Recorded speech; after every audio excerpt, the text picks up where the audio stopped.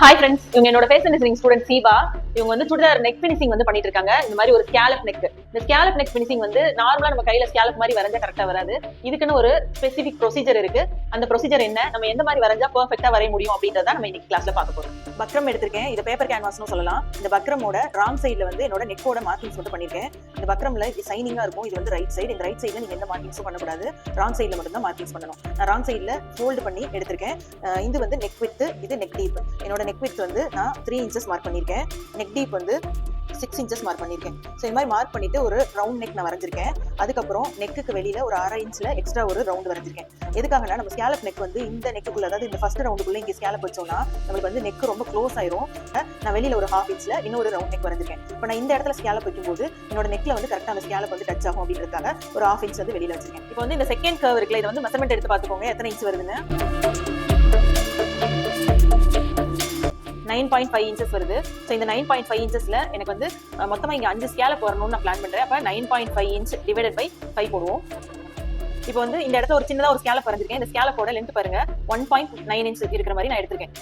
ஏன் அப்படின்னா 9.5 வந்துச்சு இந்த கர்வ், அதுல வந்து டிவைட் பை 5 போட்டா 1.9 இன்ச். ஸோ 1.9 இன்ச்சுக்கு நான் ஒரு ஸ்கேலப் வந்து வரைஞ்சிருக்கேன். இந்த ஸ்கேலப்போட லென்த் விட்த் வந்து இந்த ஸ்கேலப்போட சென்டர்ல இருந்து கரெக்டா ஒரு 1/2 இன்ச் மேல ஒரு மார்க் பண்ணிட்டு அப்படியே வந்து ஒரு கர்வ் பண்ணிருக்கேன்.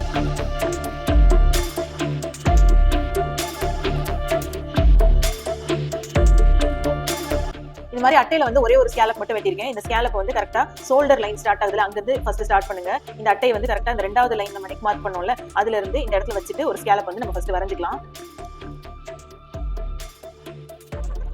ஃபர்ஸ்ட் ஸ்கேலப் மட்டும் இங்க வரைஞ்சிருங்க. அடுத்த ஸ்கேலப் வந்து நீங்க இங்க கீழே வந்துடணும்.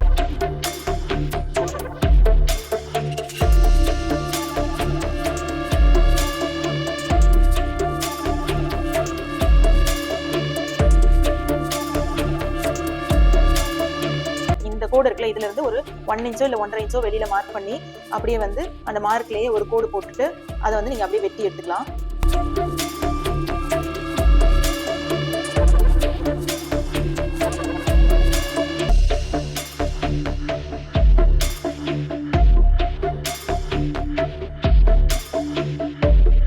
உங்களுக்கு வந்து சுடிதார் ஆனாலும் சரி, பிளவுஸ் ஆனாலும் சரி, இதை வச்சு நீங்க ஸ்டிச் பண்ணும்போது உங்களுக்கு பெர்ஃபெக்ட்டா ஸ்கேலப் ஃபினிஷிங் கிடைக்கும். நான் சொல்லி கொடுத்த இதே சேம் ப்ரொசீஜர்ல தான் என்னோட ஸ்டூடெண்ட்டும் ஸ்டிச் பண்ணிருக்காங்க. டாப்ல ஸ்டிச் பண்ணிருக்காங்க, சுடிதார் டாப்ல ரொம்ப நீட் ஃபினிஷிங்கோட சூப்பரா ஸ்டிச் பண்ணிருக்காங்க. இந்த சேம் ப்ரொசீஜர் நீங்களும் வச்சு நீங்களும் ஸ்கேலப் நெக் டிரா பண்ணி ஸ்டிச் பண்றீங்க அப்படின்னா உங்களுக்கும் பெர்ஃபெக்ட்டா வரும். Fashion designing, aari embroidery, sari kuchu, sari pre pleating, இந்த 4 கிளாஸும் டைரக்ட் கிளாஸும் எடுக்கிறேன், ஆன்லைன் கிளாஸாவும் எடுக்கிறேன்.